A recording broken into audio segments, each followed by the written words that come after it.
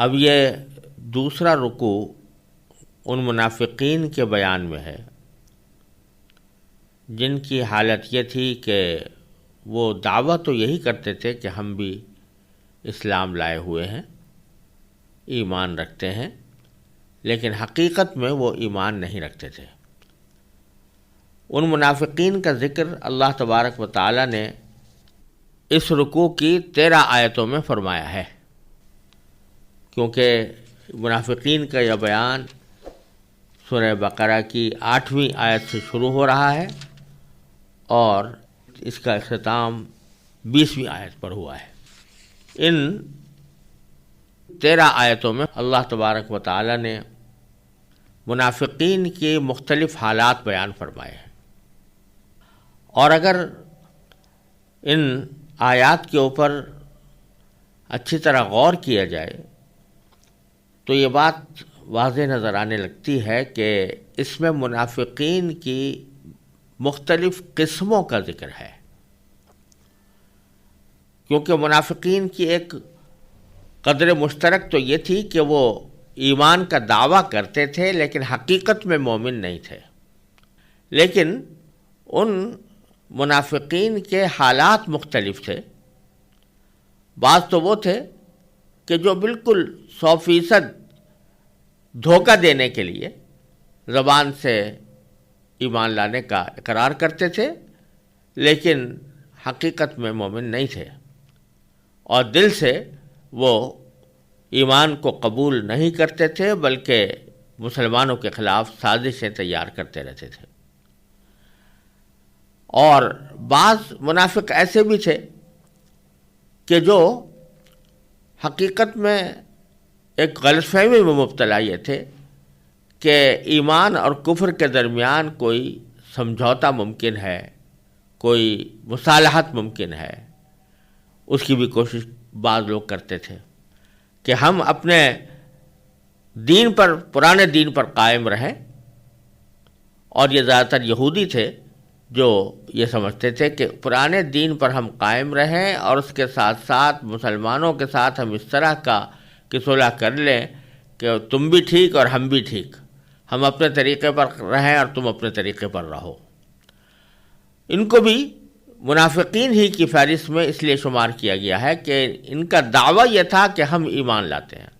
ایمان لائے ہوئے ہیں، لیکن حقیقت میں وہ مومن نہیں تھے، کیونکہ نبی کریم سرور دو عالم محمد مصطفیٰ صلی اللہ علیہ وسلم پر ایمان لائے بغیر کسی بھی شخص کا ایمان کا دعویٰ قبول نہیں ہو سکتا۔ یہ لوگ حضور اقدس صلی اللہ علیہ وسلم پر ایمان لائے بغیر یہ کہتے تھے ہم کو بھی مومنوں میں شمار کیا جائے۔ تیسری قسم وہ بھی تھی کہ یہ مذبذب قسم کے لوگ تھے، یعنی کبھی ان کے دل میں خیال آتا تھا کہ ہم ایمان لے آئیں، کبھی ایک دم سے پیچھے ہٹ جاتے تھے،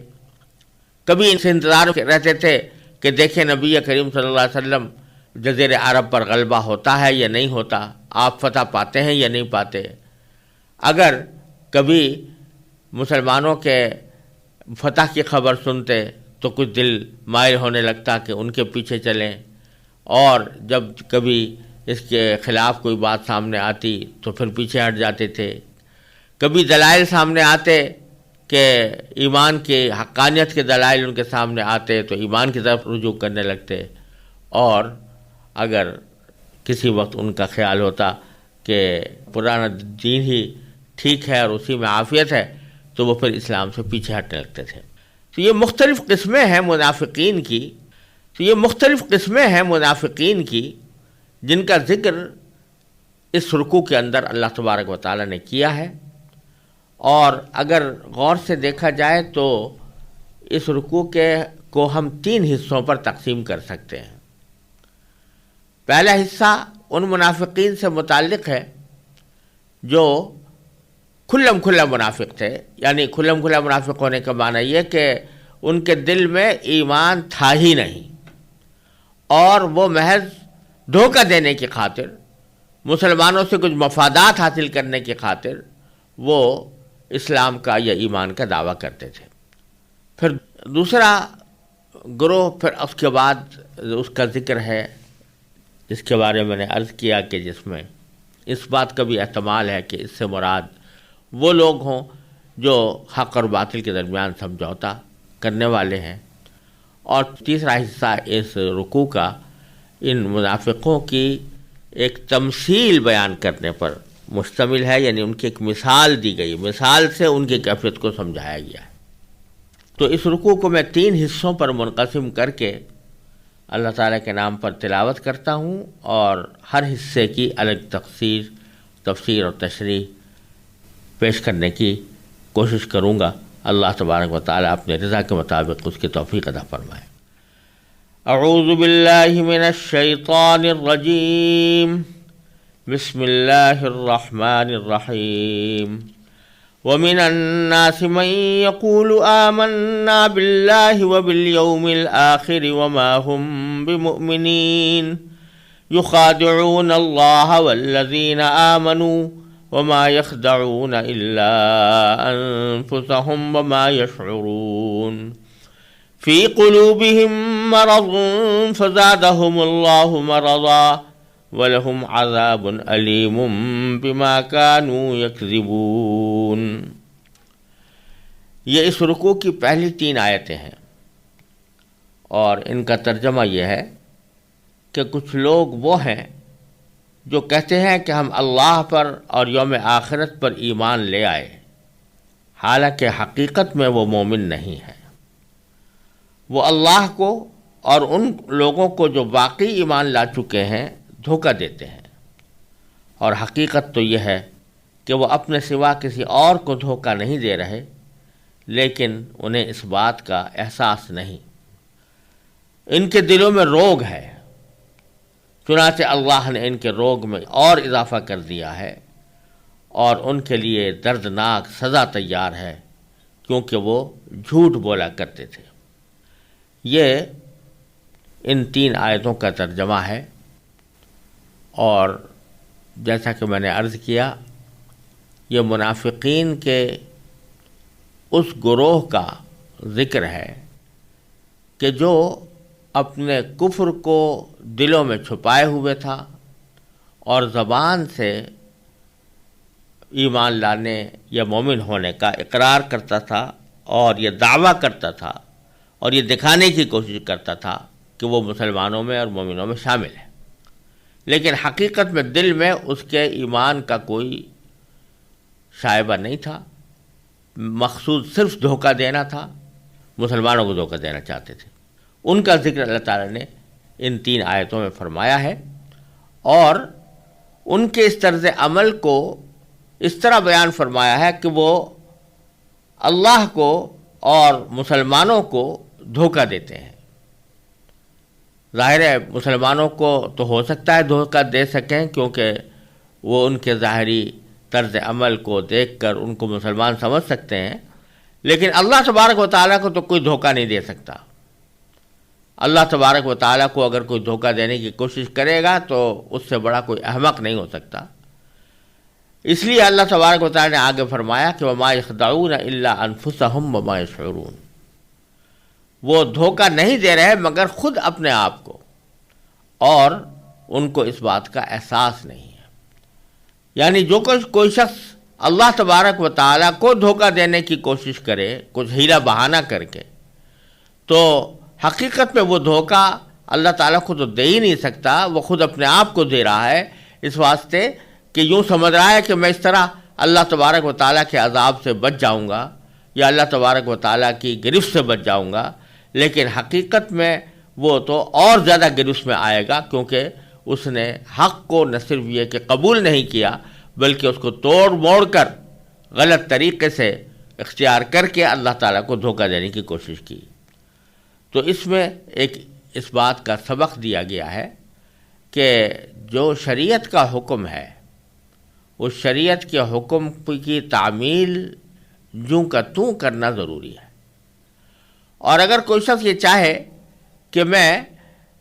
دھوکہ دے دوں، اللہ تبارک و تعالیٰ کو دھوکہ دے دوں، کوئی ایسا ہیلا بہانہ اختیار کروں کہ جس کے نتیجے میں وہ اللہ تبارک و تعالیٰ کے حکم کی نافرمانی بھی ہو جائے، اور ساتھ ساتھ وہ دیکھنے میں ایسا بھی لگے کہ اس کی نافرمانی نہیں کی گئی تو یہ در حقیقت اللہ تعالیٰ کو دھوکہ دینے کے مرادف ہے، اور اللہ تعالیٰ کو کوئی شخص دھوکہ نہیں دے سکتا۔ اگر کوئی شخص ایسا کرے گا تو وہ حقیقت میں خود اپنے آپ کو دھوکہ دے رہا ہوگا۔ پھر تیسری آیت میں اللہ تعالیٰ نے ان لوگوں کی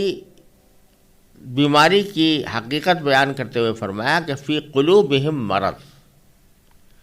ان کے دلوں میں روگ ہے، یعنی ایک بیماری ہے۔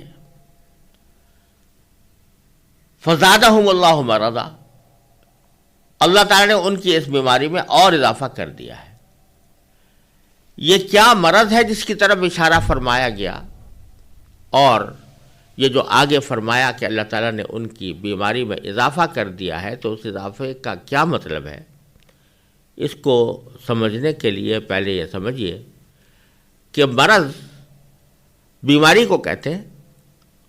اور بیماری جس طرح انسان کے جسم کو لاحق ہوتی ہے، کبھی بخار آ گیا، کبھی کوئی اور درد کھڑا ہو گیا، اسی طرح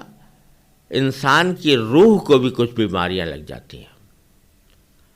اور دل کو بھی، دل سے مراد دل کی جو مخفی طاقتیں ہیں یا دل کے جو مخفی جذبات ہیں، دل کے جو مخفی محرکات ہیں، ان محرکات اور ان میں بیماری پیدا ہو جاتی ہے کہ آدمی جو فیصلے کرتا ہے وہ اس غلط بیماری کے بنیاد پر کرتا ہے۔ اس میں روحانی بیماری میں سب سے بڑی بیماری تو اللہ بچائے کفر ہے اور معصیت ہے۔ یعنی اللہ تبارک و تعالیٰ جس نے انسان کو پیدا کیا، جس نے اس کے اوپر نعمتیں نچھاور کیں، جس نے بے شمار نعمتوں میں اس کو پالا پوسا، اس اللہ تعالیٰ کی نافرمانی اور اس کے ساتھ کفر کا معاملہ کرنا، یہ سب سے بڑی روحانی بیماری ہے۔ تو یہاں وہ مراد بھی ہو سکتی ہے کہ فی قلوبہم مرض، یعنی ان کے دلوں میں بیماری ہے، یعنی کفر کی بیماری ہے، نافرمانی کی بیماری ہے، ناشکری کی بیماری ہے۔ اور یہ مطلب بھی اس کے اندر پنہا ہے کہ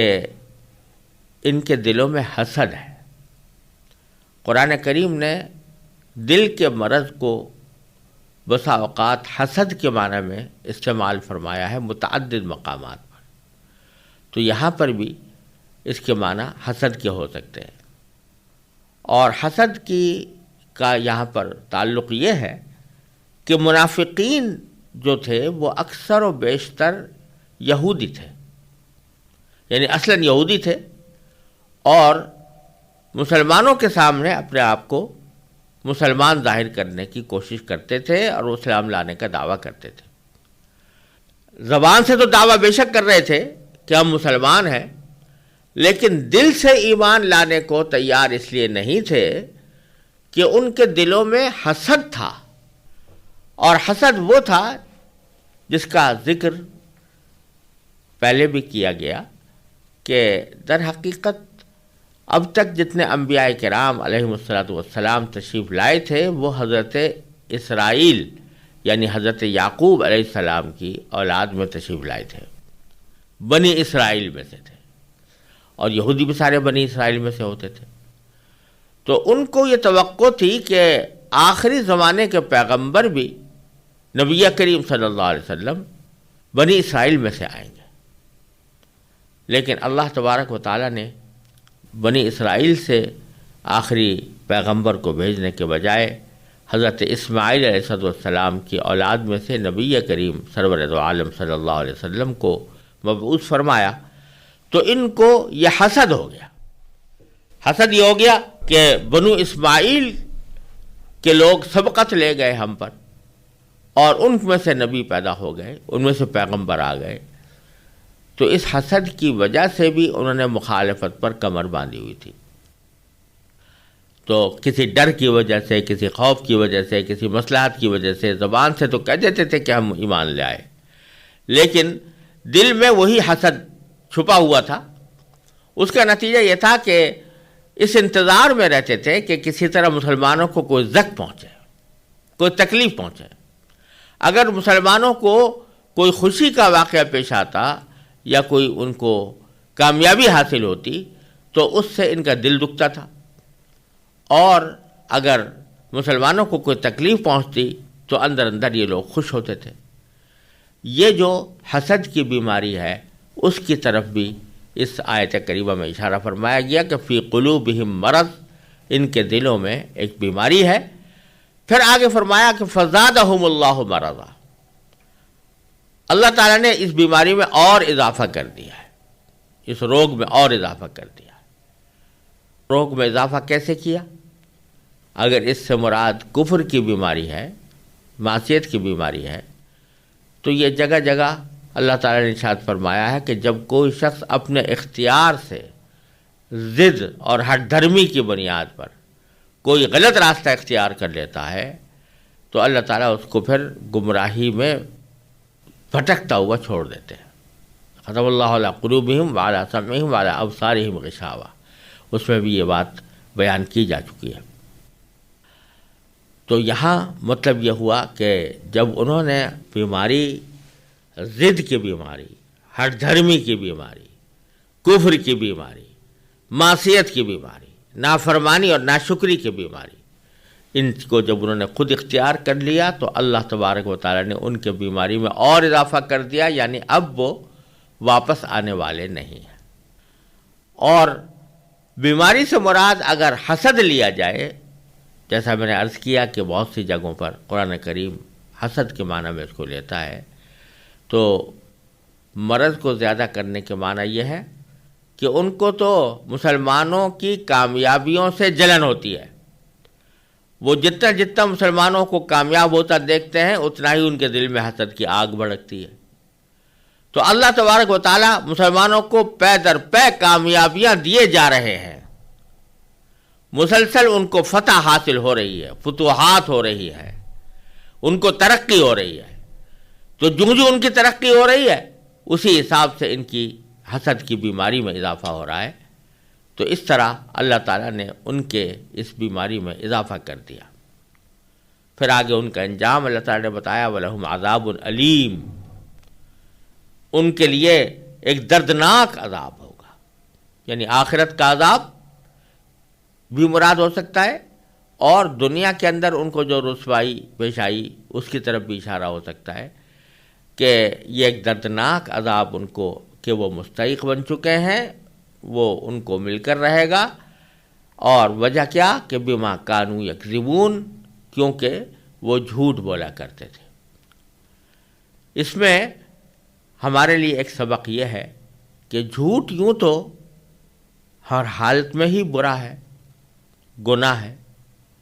باعث عذاب ہے، انسانیت سوز حرکت ہے، بہت ہی بری صفت ہے، لیکن وہ جھوٹ جو انسان اپنے عقیدے سے متعلق بولے کہ عقیدہ تو کچھ اور ہو اور زبان سے اپنے عقیدے کا کچھ اور اظہار کرے، یہ نفاق ہے، یہ جھوٹ منافقانہ جھوٹ ہے،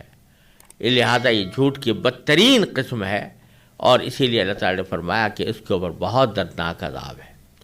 کیونکہ عقیدہ ایک ایسی چیز ہے جس کا تعلق اللہ تبارک و تعالیٰ اور بندے سے کے باہمی تعلق سے ہوتا ہے۔ تو آدمی اگر اللہ تبارک و تعالیٰ کے بارے میں جھوٹ بولے کہ میں اللہ تعالیٰ کو یہ سمجھتا ہوں